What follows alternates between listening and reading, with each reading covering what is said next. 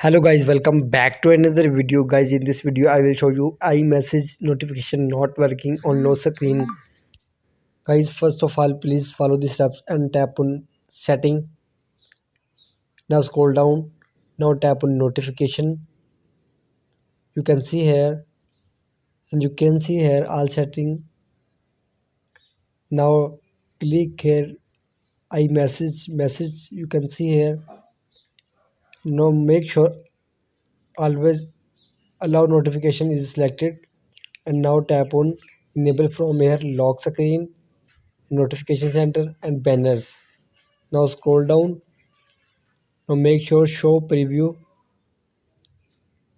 Tap on here. Now tap on always is selected, not never. Now go back,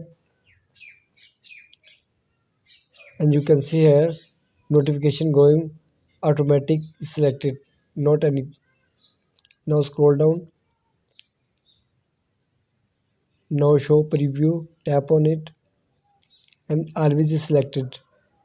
Please like my video and subscribe to my channel for the latest more updates, guys. And I hope your problem has been solved after watching this video.